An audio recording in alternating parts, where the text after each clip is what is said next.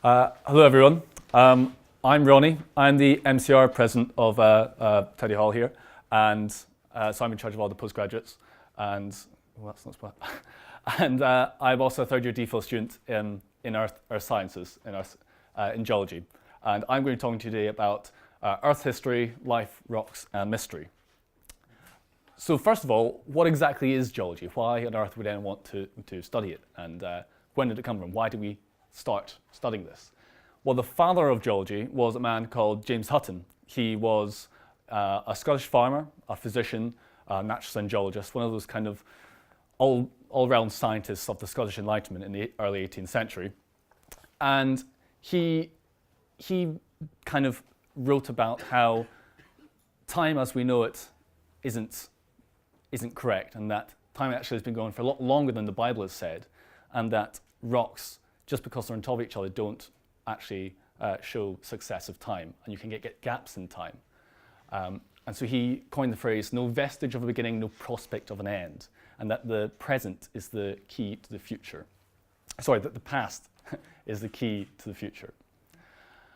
And he wrote about this famously in a place called Hutton's Unconformity. It's in Sicker Point in Berwick. It was the image that was slowly moving across the screen at the very beginning. And it's about two rock units which are deposited, one vertically, these Silurian deposits down here at the bottom, and then another Devonian deposit overriding it at the top. And it basically shows that two different rocks are in the same place, but they cross-cut each other, and yet they show two different timescales. And that basically shows that some rocks had to be eroded and then moved for those other rocks to be deposited on top of them. Therefore, the Earth must be very old, because rocks don't grow just overnight, they grow a much longer period of time. So that's kind of the basics behind geology and time. And a fundamental aspect of geology is the rock cycle, and how each rock kind of leads into yet another rock. So we start off with igneous rocks. These are made by volcanism, magma. They rise up through the Earth's crust, and they form volcanoes, mountains. And eventually they are eroded and transported down through rivers, through wind, and they're deposited as sediment. And these are sedimentary rocks, and they build up, and there are things like sandstones, carbonates, limestones. And eventually they'll be buried, they'll be compacted, and they'll get pulled underneath other rocks through tectonic forces. And with heat and pressure, they'll eventually turn into metamorphic rocks. So things like gneiss and marble, they're all rocks that have been baked and cooked. So they're the three main types of rock groups, and they're all very interesting in their own aspect. And academically, they tell us why our planet is why it is. You can study sedimentary rocks for paleo-environments, igneous rocks for volcanoes, and metamorphic rocks for about all how our planet has grown and evolved over time. And of course, they're commercially important. You can mine them, you can use them for buildings, you can use them for how to get water. So geology is really interesting, can be used for a lot of things. But myself as a third year geologist, a third year DPhil geologist, I do a variety of things. So I do teaching, I do lab work, and some field work. So here's me in the lab, pipetting away, safety goggles on, pipetting some rather concentrated acid into some more concentrated acid, leaching through a very small amount of rock powder to find some chemical isotopes. I'm not going to go into any more data of that, but basically it's long lab work times. But I also get to do some fun stuff in the field. Here's me teaching in Namibia. These are a group of school kids I was on an expedition for in 2014. Here where I've got some quaternary sediments, so this is the desert. And yet we've got all these river deposits that have built up and up, up and up. So that kind of shows that the Namib Desert wasn't always originally like that. And then I do my own fieldwork. So this is my area in Poland and Germany where I collected some of my rocks. And it's a big used quarry. And although I can sometimes just get my rock hammer out and smash some rocks off, it's always nice to have a nice Polish quarry company to blow up a quarry for you so you can get the latest rocks. And it's quite a big quarry. So that was good fun.